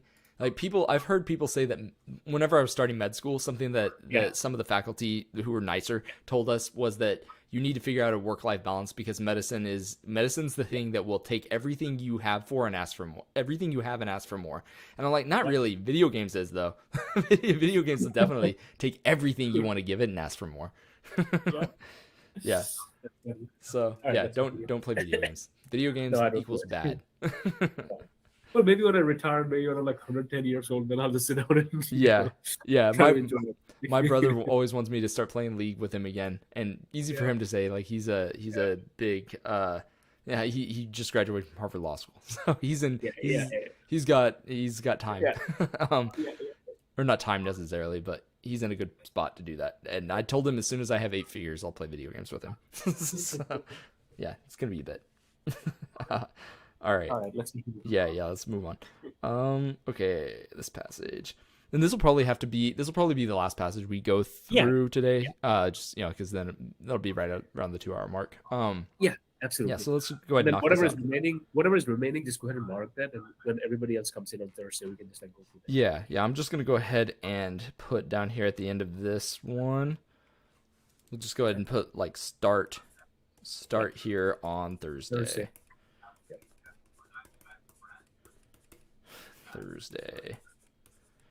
Your pen is pretty awesome on OneNote, by the way. Oh, thanks. You can just because I remember when I was using OneNote, I had to like always go back and forth between the eraser and pen mode. Your thing is automatically doing this. It's awesome. Yeah, well, I've got it all kind of linked up to do this. I mean, like this is my job literally, so I have to have it set up. It's perfect. Okay. Because I've talked with so many tutors that can't even like annotate with 2 words, you know. Yeah. As soon as I started doing this professionally, I invested in this thing, and it's I would I'd buy it again for sure. Absolutely. I have 2 of them. I mean, obviously, like I like it. I like the other one better. It's really big. This one's like I think like 13 inches. The other one that I have is 22 inches. The one I normally use. Oh, a big one. Yeah. It's nice. All the spaces, Yeah. That's awesome. Okay, cool. All right, so let's go ahead and knock this passage out. I'm probably gonna move through this one a little bit faster. I think this one's gonna be an easier passage too. Sure. All right, so FSH is a peptide hormone known to activate FSH protein coupled receptors on ovarian cells. All right, cool. However, FSH receptors have recently been found on osteoclasts. Interesting. So this whole passage is gonna talk about osteoporosis, Okay. and found on osteoclasts, and their activation stimulates osteoclastogenesis and bone resorption. All right. Although estrogen activity inhibits these effects, high levels of FSH, aka when you're in menopause, not you, but women in menopause, despite Yep. inhibits these effects, high levels of FSH, despite normal levels of estrogen, are associated with bone density loss. Okay. A peptide consisting of 13 residue sequence located within the within the receptor binding domain of FSH was synthesized. FSH Pep, an antibody, FSH-AB, was then designed to bind the specific sequence of FSH Pep. The antibody was also able to bind FSH. Okay, sure. So basically what we're doing with this antibody probably is going to try to make it a drug to treat osteoporosis. That's what it looks like is happening here. Got it. All right, cool. So, moving on. Yeah, and so just gives us the structure. We'll probably have to deal with that structure in a minute. Sure. The specificity of FSH-AB for either FSH Pep or FSH was compared using an Elisa, in which enzyme-linked antibody was used to detect FSH-AB that had bound either FSH Pep or FSH. So basically, this enzyme-linked antibody is going to be specific to binding the complex, right? So binding not just the separate antibody, not just FSH or FSH Pep, but whenever the two come together. Okay, that's important to recognize here. When enzyme substrate was added, and so that enzyme's not going to be active unless it binds those things. So those things are going to be like an allosteric activator of this enzyme. And so then whenever we add the substrate, all the enzymes that have bound that thing are going to activate their substrate, probably going to make a color or something. That's how you use it. That's what Elisa does. All right. A fluorescent, okay, there it goes. Fluorescent product was formed. The intensity of fluorescence was measured, figure 2, and increased absorbance was indicative of increased binding. Okay. So we see all that stuff. So we're looking at absorbance on the y-axis on both of those, and then we see FSH and FSH Pep concentrations on our two x-axes. All right, and we see FSH-AB or the control IgG on the bottom one, and on both of them. Okay, sure. So what do you see right off the bat on this? It's kind of interesting. Yeah, I'm checking through that. I do notice that there is two different levels. So I think PEP and then the other one. I mean, I cannot read that. The FSH regular and FSH PEP. Mm-hmm. And I do see that the gray bar, which is the control IgG. What is that IgG? That's the antibody or whatever, right? That levels are higher on the second graph versus the first one, because the first one is like barely there. The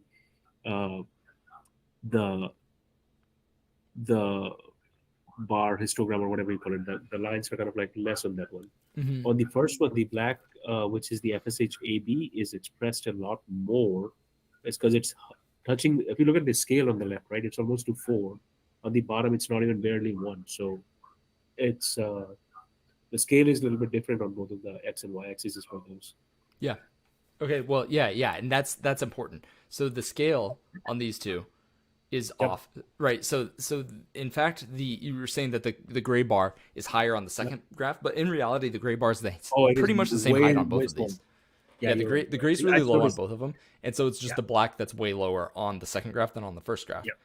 And so that actually makes perfect sense whenever you think about it, because the FSH antibody, right? And this, because that's what we're measuring. We're measuring how much of that is activated, more or less.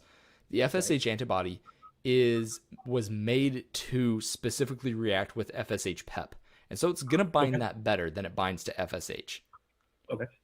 And so that's why you have higher levels in the FSH Pep graph than in the FSH. So that's just something. And again, like I said before, you don't want to overanalyze the experiments too much whenever you're reading through the passage. But that just kind of like jumped off the page at me, so I just wanted to mention it. Just look through that. It's still gotta pay attention and be cognizant of Right. acts like that. Right. Exactly. Okay. So yeah, let's go ahead and do these questions then.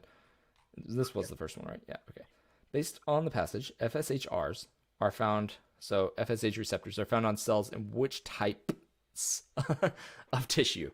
All right. So yeah, what are your thoughts here? So bone osteoclast, clasts and blast. Clasts, hold on. Yeah. Blast is the one that breaks and clasts are the one that creates, correct? Or did I get it backwards already? You say Osteo clast creates. Yeah, that's backwards. So osteoblasts are the ones that make bone. that create, Osteoclasts resorb bone. breakdown. Okay, so I gotta remember Yeah. that. Yeah. So clast is cleaving, blast is building or whatever. That's how I gotta remember that. Yeah. Yeah. Okay, so I know that there's bone absorption going on right there. Osteoclast, estrogen. Okay, I know epithelial, yeah, ovarian cells, right? So we just gotta know what kind of osteoclastogenesis. So genesis is always generation. I highlighted the wrong thing. I meant No osteoclast worries. there. Osteoclast, yeah. So clast is basically cleaving, which is going to be breaking down. And ovarian cells, I know ovarian cells are got something to do with epithelial connectivity, right? Because it's like the outside one. Yeah. Um, Yep. but that's the only one that I know. That's the extent of my knowledge of anatomy. You can tell me more No, if you yeah, want. yeah, that's perfect. You're absolutely right. So the epithelial cells are the ovary cells here that we're talking Right. about. Epithelial cells really kind of just refers to any cell that has a function or a lining anywhere. So most things are most functional cells, like highly specialized cells that you think about, that except for like neurons, are going to be epithelial cells. So the ovaries are epithelial. Okay, so that's perfect, absolutely. And even more specifically, the follicles. This is maybe a better definition of that. The follicles that encompass the oocytes on the ovaries, those are made up of follicular epithelium. And so we know then that the FSHRs, the follicle stimulating hormone receptors, are located on the follicular epithelium because that's where they bind. That's where FSH binds. Okay, so that's that. And then the other thing that you need to know to get this question right is that bone is connective tissue. Okay, so that's the other major thing to That's be the aware other of. thing, because Yeah. that's the other yellow right there. Class is basically like breaking down, but bone is going to be a connective tissue. It's not, bone is not nervous tissue. It's connective, as we already know. Okay. Yeah, absolutely. So, Yep. Yeah. so it's just like knowing what ovarian cell is and what bones are, Yeah, yeah. and combination of both of those. Okay, got it. Yeah, yeah, perfect. Cool. Yeah, so that's why so C is correct. Here. Thank you. Yeah. And then another thing to think about, though this one's not as, never mind. I was going to go through a Roman numeral answer strategy, but this one's not that important because there's only 3 of them. If there's 4, we'll do that. Because it's not that important What because do what? I'm Yeah, you sorry. can talk about that. Like, what is the strategy for Roman numerals? Because sometimes you see, I know they talk about only knowing which amino acids have charges, right? Was it something you were touch on right there? Yeah, yeah. There's- So wait, so what'd you say about the amino acids and charges? Yeah, so sometimes there are some questions which is ask is the overall charge going to be positive or negative or something. So instead of like you already know the ones that are going to be positively or negatively charged, and you just add those instead of touching every amino acid. Oh yeah, yeah, for that sure. Yeah, that Yeah. is absolutely true, and that's probably coming up in these Okay, questions yeah, because 'cause I they see gave that us right that there. sequence. Oh, is it the next question? I mean, no. When I see that, I mean, when I see that, Oh, it's like we are predicting just like how you are doing. yeah, yeah, exactly. Yeah, We perfect. can see it coming basically. Yeah.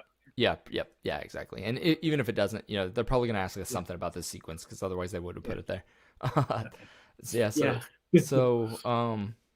Yeah, yeah. But in terms of Roman numeral questions, the way that I tell people to assess those is first look and see if there are any Roman numerals that are in all 4 answer choices. If there are, then then don't even assess that one, right? Yep. And then second, and so after that, and that doesn't normally happen. That's pretty rare. Yeah. Then you want to look for Roman numerals that are the Roman numeral that shows up in the most answer choices. Okay, and then you assess that, and if that one's wrong, then you probably have your answer. But that one's probably right, and so then you just move from there. And a lot of the time, you can find that you don't even have to assess at least one. If there are 4 Roman numerals, a lot of the time you don't have to assess at least one of them. Sometimes you can even not have to assess 2 of them if you do it right. Okay. It's kind of tough just to explain in theory. If we run it, as soon as we run into a Roman numeral question that has more than 3, we can look at it. It's just not super useful for this one because you see there's not a single one of them that is in 3 of the 4 answer choices. So this one's just, it's not super high yield for this. Okay, cool. So Well, I mean, although we can look at Roman numeral number 3, nervous tissue, that's the one that we could for sure rule out, and it gets rid of B and D, right? So then we just have, and then 1 is in both of our answers, so we don't even have to assess that, and so we just have to think about epithelial tissue, and if it is, if we know that ovarian tissue is, or the ovarian follicular cells are epithelial tissue, which we knew, then we don't even have to think about connective tissue. Awesome. So, Oh wow, that is amazing. Yeah. So okay, so it actually is pertinent for this one. So it's just kind of a logical way of moving through it. So it's something to be aware of when you see Roman numeral questions. Try to approach them in that sort of like intelligent way. Okay. All right. Okay. Next one. Which conclusion is supported by the data presented in Figure 2? Sure. All right. Look at the Gotta look at Figure 2. Okay, so we already talked about Figure 2 a little bit. Yeah. So basically, just that. I mean, we talked about a bunch of the stuff here. So I'm probably just gonna look at the conclusions because obviously, like, we need to see the answer choices for this. This is just a which of the following thing. All right. The KD for binding of FSH Pep by FSH-AB is lower than the KD for binding of FSH by FSH-AB. Okay, well that's like literally exactly what I said a second ago. Yep. Yeah, because KD is just the dissociation constant, right? So, yeah. So, and real quick, I know that the definition is dissociation constant, but what is a one-line definition of it? Dissociation constant, I would say, is inverse of the Km Okay. of an enzyme or something. So that if the dissociation constant is high, then that means that the two do not bind very tightly. If the dissociation constant's low, then that means that they bind really tightly and they don't want to dissociate. Okay, and it's opposite of Km. Let me rethink that. Actually, so actually, there. Never mind. Forget that because the Km is referencing specifically. The Km is referencing the enzyme specifically. Dissociation constant is more just like a receptor binding a ligand. Yeah. Okay. So KD they're not inverse of each other. The KD actually is kind of like the Km of receptor ligand rather than enzyme substrate. Okay. So it's not a enzyme thing; it's a receptor ligand thing. Yeah. So I can even write this out right here. Let's just write this right here. All right, so give myself some room. All right, so high KD, and that's dissociation constant again, equals low affinity. Right. And low KD equals high affinity. Yeah, I remember reading about that somewhere. Okay. But so, like, if somebody asks me what is KD, it's basically the dissociation constant, but it's not with enzymes. It's the low affinity to binding for what? For the receptor or for the protein binding to its ligand. So okay. Yeah. So yeah. If you just add that right there, if you just write protein receptor binder ligand, that'll be good. I can always talk about that. Receptor binder. Yeah, already receptor for its ligand, and this pen is not working very well right now. Whatever. No worries. No, that's fine. It's fine. It works. Okay, cool. So yeah, that's the answer for that one. Okay. All right, next one. Which statement best explains why the absorbance levels for FSH differ from those of FSH Pep? Yep. Yeah, I mean, I kind of already said this too. Yeah. Yeah. I didn't say it explicitly in the way that their answers dictating it here, so we can go ahead and think through each one. All right, so and what I said earlier, just to rephrase it or restate it, is that because in the experiment up here, it said that FSH and AB, right? Because that's what we're measuring is how much it binds to each of these FSH Pep and FSH. FSH-AB was made specifically, like the thing was created to bind FSH Pep. Okay. It wasn't created specifically to bind FSH. And so likely there's something about FSH that is different than FSH Pep. And if we think about it, well, this active region, the region of FSH Pep is literally a segment of FSH. Okay, and so what about it? The protein FSH is different than FSH Pep. Well, it's just bigger, right? Right. So what we're going to think is probably something about either the size, the bulkiness, Well, it can't just be the sheer size if it's all stretched out, because then it could Right. just come in and bind to it. So it's not necessarily going to be the size as much as it's going to be the three-dimensional conformation or the bulkiness of the thing. The what would you call it? The I can't steric hindrance whenever it comes in and tries Right. to bind. Yeah.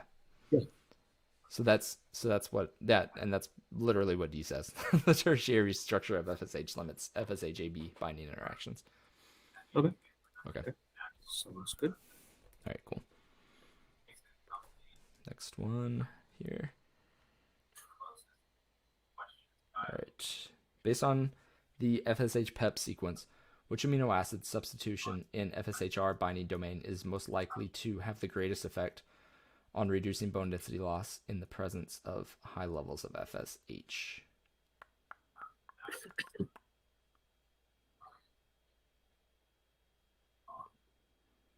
So what I see is a number in between and two one-letter amino acids goes in the forward and backward direction right there. Yeah, What I so understand. right. So what this is referring to Uh-huh. is whenever you see amino acid, you see like Yep. amino acid, so I'll just put AA, then a Yep. number, and Right. then another amino acid, right? Right. That is saying that you take this residue at this position. So you Uh-huh. take this residue at Yep.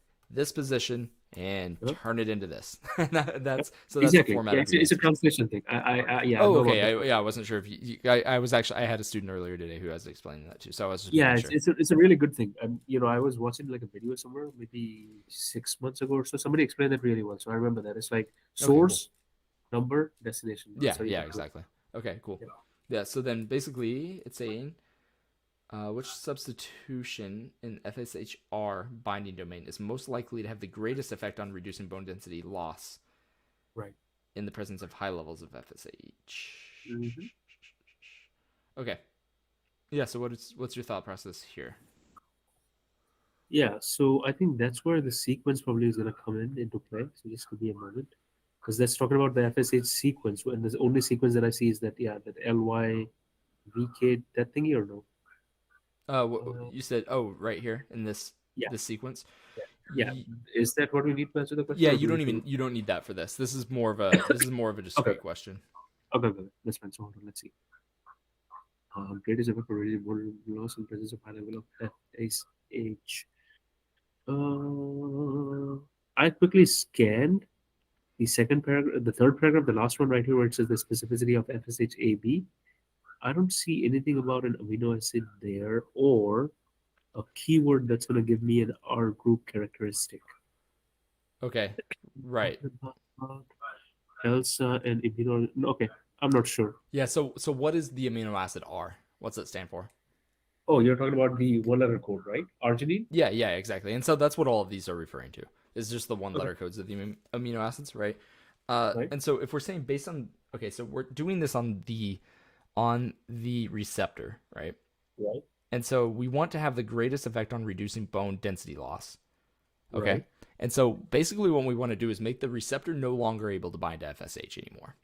right, So what we need to do is make the biggest change we possibly can in the receptor. right. Okay, and so we just need to screw it up as much as possible. So we want to look for the two amino acids here to be the Uh-huh. most different of all the amino acids. So like for Okay, instance, a mutation that is going to, let's see, sequence which amino acid substitution in the FSH. I'm making sure that I'm not interpreting this wrong. Binding domain is most likely to have greatest effect on. Yeah, okay, I'm right.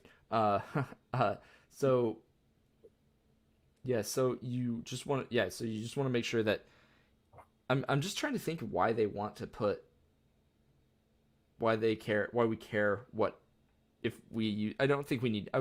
I'm trying to think if we need to use that sequence. I don't think we do. Just to be sure, just to be clear. All right, so you said arginine, right? Or we could just go through these one by one as well. So we can just look at answer choice A. So K is what? yeah, that's correct. Or so K is which amino Oh, acid? you're asking about like the one-letter code K as in kilo is what amino acid? Yeah, yeah. Okay, so I believe K as in kilo is lysine. Okay, yeah. K is lysine. Okay, and R is arginine, right? Arginine, we know that, right? Mm-hmm. Okay, cool. So are those two similar amino acids? Lysine and arginine are positively charged amino acids, so I would Right. think yes, they So are. those are pretty similar. So because of Yeah. that, that's not going to be our answer because it's not going to screw up the receptor. I mean, it's going to mess it up some, right? Because we're Yeah, but it's replacing not an going to be amino as acid. bad. Yeah, because it's like both positively charged. If you want to really screw it up, it's going to be positively and negatively, like different groups and stuff like that. Yeah, So the yeah, difference, exactly. it should not be in the same category, basically. Yeah, So yeah, yeah, A should be out based on that. Yeah. perfect. Okay, yeah. So then what about B? R is arginine And again. D, D is arginine. glutamate, And right? D is going to be basically glutamate. Yep. So you're going from positively Oh no, charged amino acid to D is negatively.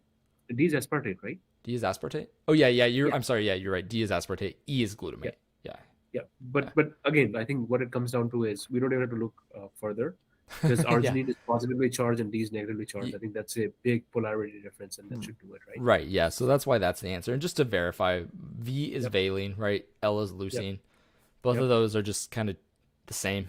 Like they're Yeah. both they're both just aliphatic groups, right? Yep. Yep. Yep. Yep. And then Q is what, proline? I don't remember all Yep. of these off the top of my head. Yeah. Yeah. You don't need to remember Yeah, any of that. You right. do This that. yeah, I'm not taking this test anytime Yeah, soon. So, Q and is then glutamine. Q is glutamine, and N, I believe, is asparagine. oh, okay. That's also Okay, the sure. group. Yeah, yeah, right, exactly. Yeah. Okay. Yeah. All right. So one second here. Let me my thing Sure, messed sure. up. Okay. All right. Let's see how many more of these do we have? Okay, two more questions. Okay, we can knock it out. All right. Cool. Which of the following reasons does not describe why FSH Pep was included in the Elisa experiment? All right. So why was FSH Pep included? What would you say here? I'm trying to think, right? So FSA PEP is the top one. It was Mhm. included. Um,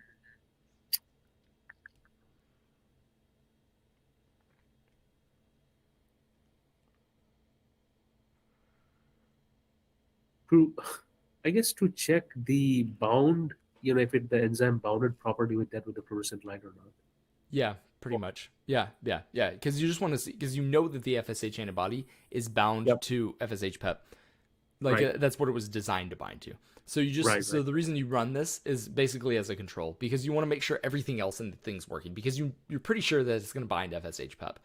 And so Yeah. if FSH Pep doesn't show up here, then we know it's not going to work on FSH either. So that's why we include Right. that is just to make sure that the rest of our machinery, the rest of our molecular system is working. Yeah, yeah, yeah. Okay, cool. So yeah, so we just look for one that's not consistent with that, right? So then A says to act as a positive control. All right, we literally just said that. B, to provide as a baseline against which to evaluate the affinity of FSH antibody for FSH. That's pretty consistent, right? Because we're Yeah. just we want to know like to what degree Yeah. is it going to bind FSH? Because if the 3D structure of FSH is a huge issue, then we could expect to see it not really bind FSH, but it would still bind it FSH Pep. Right. All right. Agreed. Okay, and then C, to generate data to support that the FSH antibody binds to the receptor binding domain of FSH. Okay, sure, yeah. Yeah, and that's literally what I just said. and then D is not going to be consistent even if we haven't read it, but it says to determine the amount of FSH antibody that is most effective as a therapeutic treatment. That has nothing to do with that because FSH Pep is not going to be floating around in the serum alone. And so Not yeah. as a not as a therapeutic treatment, anyways. Right, exactly. Yeah. Okay. All right. So then the last one here says which statement describes a characteristic of FSH? Okay, so this is a discrete question pretty much, right? Okay. Yeah. FSH does not require transport proteins to remain soluble in the bloodstream. So why is that the right answer here? Trying to understand. So before I even go why that is the right answer, I'm going to read through the Yeah. other choices. yeah, for sure. Elimination strategy for me works better. Okay. Single amino acid, we know it's not because we just have a whole chain right there, right? So D is definitely out for me. Okay. It's not one amino acid that's Perfect. creating that. Even without reading anything or understanding the background, I see a whole chain. So it's not going to be single amino acid. Cholesterol synthesize. I don't remember seeing anything about cholesterol anywhere in the passage. Also, Given- FSH is a peptide hormone, right? Yeah. And So what's the difference between the cholesterol and the peptide hormones? cholesterol is the precursor for steroid hormones. Okay. And so if this was a steroid hormone, then it would be derived from cholesterol, but it's not. Okay. We know it's not. So that's why this one's definitely wrong. Okay, so cholesterol is a precursor for steroid hormones, and Hmm. FSH is what? What kind of what is the other besides steroid hormone? Peptide hormones. Peptide hormone. So what is Yeah. the precursor for that? Well, they're made from they're transcribed from mRNA. So Okay, so like they're made from just amino acids in a ribosome, okay, okay. So you don't need just like any peptide. peptide hormone, basically. Yeah, Yeah, got it. yeah, yeah. Okay, okay. All right. Option B enters bloodstream by diffusing across the plasma membrane of the endocrine cells. I kind of see the connection there with the bone osteoclast, but I don't remember reading specifically anything about blood streaming entry mechanism of diffusion. Right. Okay. Uh, Yeah. So the reason the answer choice has to be wrong is yeah, because again we know that FSH is a peptide hormone, and right. peptide hormones cannot diffuse across plasma membranes because they're made up of amino acids, which are polar and or charged molecules. And Uh, so if it's made up of polar and or charged stuff, mhm. that means that it's hydrophilic. That means it cannot get across a plasma membrane unless it's Yep. transported out or exported via Yeah, exocytosis of some sort. yeah, yeah, yeah. It's Yeah. not gonna be. It naturally does not like automatically diffuse across the plasma membrane. Right. Understood. Exactly. Yeah. So there, So it's what about like active transport? Was if there is a some kind of carrier and they take a active transport, can they bring it in or no? In and Oh out. yeah, yeah, yeah, for sure. It can get Okay. endocytosed, it can get Yeah. exocytosed, but it has to be done using the endomembrane system, using a vesicle of some kind. Right. So somebody has to mediate it basically. Yeah, yep. Because Yeah. it just Yeah. can't fuse straight across. If it was a steroid hormone, it can. So this whole question is focusing on the fact that FSH is a peptide hormone, not a steroid hormone. That's like the main idea behind this question, Yeah, yeah. And see, right? like the more I kind of have these sessions with you, Hmm. I'm trying to start to see the patterns, and that's what it is about. Like there's gonna be so That's many patterns, right? yep, And yeah, literally, that's how you learn more. The more you do, now I understand. Okay, are they asking about every time I hear about hormones, right? Are they talking about peptide or steroid or something like that? What other types of hormones should I be aware of for the peptide and MCAT? steroid. Those are the two major classes. I mean, so you can have like small molecule hormones like epinephrine, Yeah, aka yeah, adrenaline. Small right. molecules behave a little bit differently, but in those cases you can still like classify them sort of in the Yeah, peptide versus steroid conversation for okay, most situations. You just have to assess whether they're hydrophilic, in which case they are more akin to peptide hormones. They're going to move around similar to peptide hormones, or okay, hydrophobic, in which case they're going to behave more like steroid hormones. okay, okay. And from a very high level, like right after we finish this question, maybe for just a minute, what can we Yeah. talk about the major differences between the Hmm. peptide versus steroid, and then Yeah, yeah, things that for we sure. should work with. Like, Every difference okay, here is going to come down to hydrophobic versus hydrophilic in terms of okay, peptide versus steroid hormones. There's a bunch of differences, but it all comes down to hydrophobic versus hydrophilic. So, first of all, okay, the way that they're made. So, the hydrophobic ones, the steroid hormones, are made yep, from cholesterol. They're derived from cholesterol. That's how they're synthesized. Okay. okay, So, yeah, so you take cholesterol, modify it a bunch, and that makes a peptide hormone that's typically done in the smooth endoplasmic reticulum. okay, Peptide hormones are created from translating mRNA into protein on the right, rough endoplasmic reticulum. And the reason we know it's rough endoplasmic reticulum is that's where the ribosomes are located that translate proteins that are bound for exocytosis, bound to be, sent out of the cell, out into the blood or okay, to somewhere else. Okay. yep, yep, So those are where the two are made. That's how they're different in that first way. Peptide okay, hormones are then sent out of the cell, generally using some sort of exocytosis mechanism. The steroid hormones can just be sent out of the cell. They can just diffuse on out of the cell because they can walk through membranes. That's an important distinction there. So okay, but then once they get out in the blood, life gets a lot harder for the steroid hormone and a lot easier for the peptide hormone because the peptide hormone, being hydrophilic, is water soluble. So it can just move around in the blood by itself. It doesn't need a carrier protein. Whereas steroid hormones are hydrophobic, so they're not water soluble. So if you try to move a bunch of steroid hormones around in the blood by itself, it's going to clog up your arteries. You're going to die of a coronary event or some ischemic infarction, right?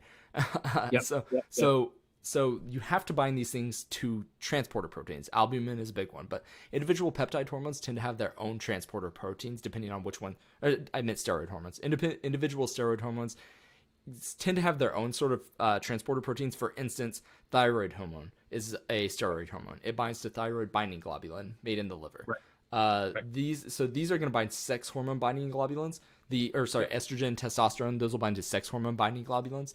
Whereas FSH doesn't need a transport hormone because it's made of peptides, which are water soluble. Okay, so they get around very differently in that way. okay, Once they get to the cell, peptide hormones can't diffuse through the membrane, And so they have to bind to extracellular receptors. They have to bind to, often they'll bind to transmembrane receptors or receptors tethered on the surface of the membrane. And so they activate signal transduction cascades to move their signal into the cell, because they themselves cannot usually go into the cell. So they'll bind some receptor on the surface. That receptor will activate like an enzyme inside the cell. That enzyme will catalyze synthesis of a whole bunch of second messengers like cyclic AMP, cyclic GNP, protein kinases, phosphorylases, all sorts of stuff like that. G proteins.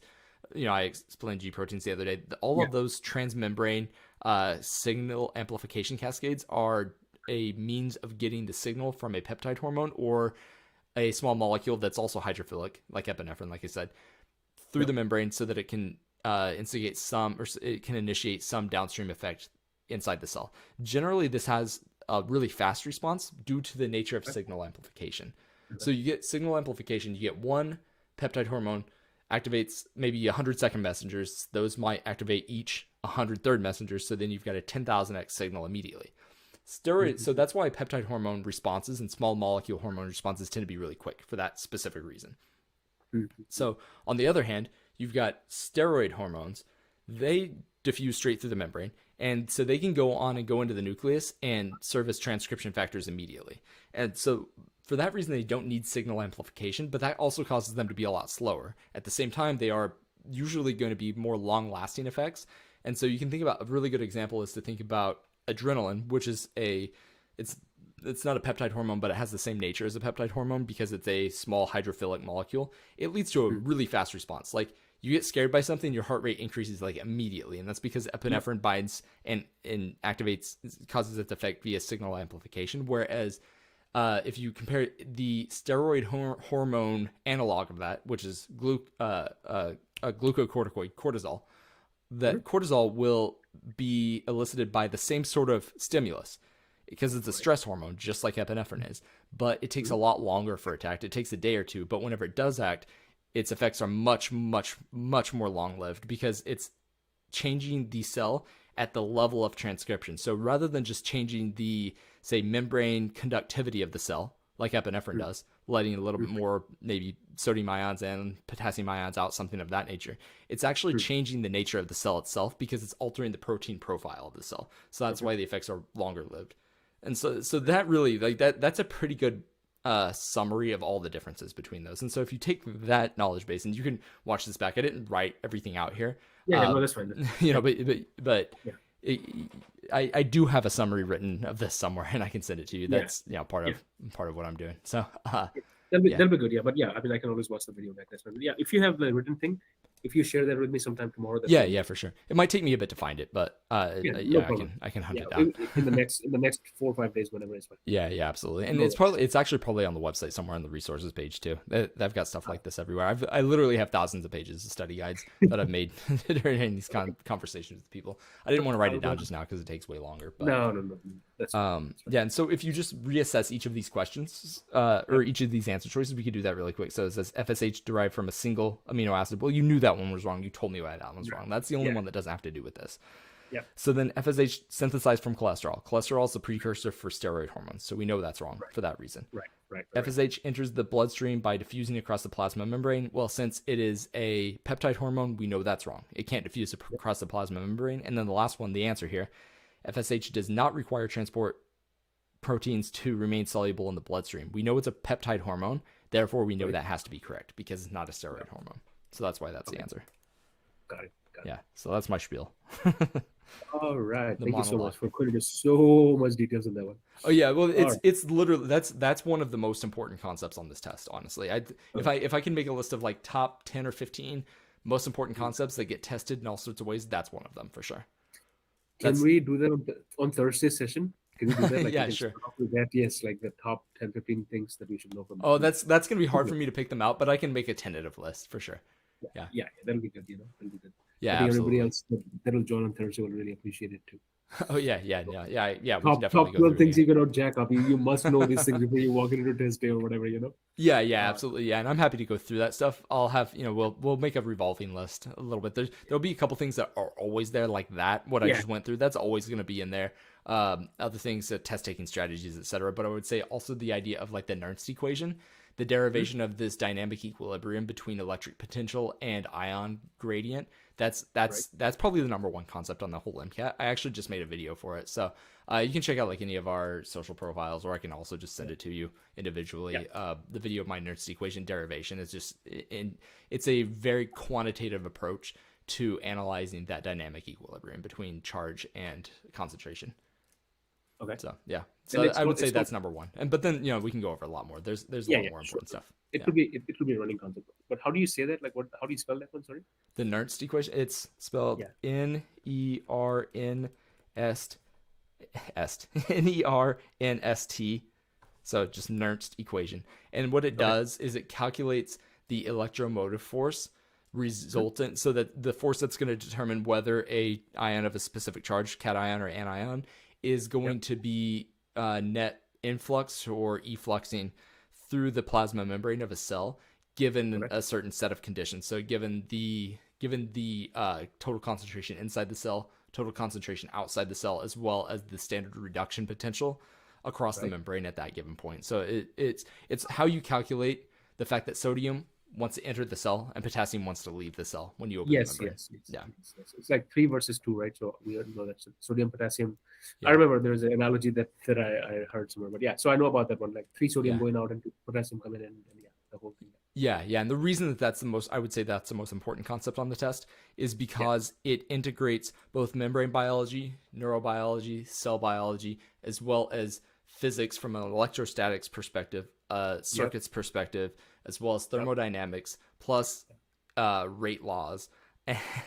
So that's like throwing the whole kitchen sink on it. It's literally everything. And it also dictates the movement of protons down the mitochondrial, down the proton gradient through the mitochondrial membrane to synthesize ADP, which is moderately important in biology. Yes, absolutely. So, yeah. Anyway, brief rundown. I really appreciate it. I think we have came into the end of the session, right? So it's did we finish all of them basically? So yeah, I appreciate it. So we'll just reconvene on Thursday. I think the time's set up where it's on the website. So if you want to just go there and register for that will send you guys the link. So that way we don't need to send a whole bunch of emails and all that. Yeah, I'll do that too. And then on Slack, you also send reminders usually, right? On the Slack channel or whatever. So I think it should send it automatically on Slack. Yeah. So now the meeting thing changes every time, correct? Every session it's a different one. It should be a different link every time. That's just because I have them auto generated. I don't want to make them the same every time. Just no. Too much trouble. That's all. Yeah. Okay. So I'll just keep an eye out for that. At some point tomorrow, I'll go ahead and register also. Okay, perfect. We'll talk to you Thursday. Okay, yeah, great. Thanks so much. I really appreciate it. Let me know if you have any questions at all. Also, shoot me a message just whenever you get a chance to send out that email, and if you could forward it to me, just out of pure curiosity. It's not a big deal, but sure. Yeah, we'll do. All right, sounds great. I really appreciate it. Yes, sir. Have a wonderful evening. We will talk soon. All right, thank you. You too. Bye. All right, see ya.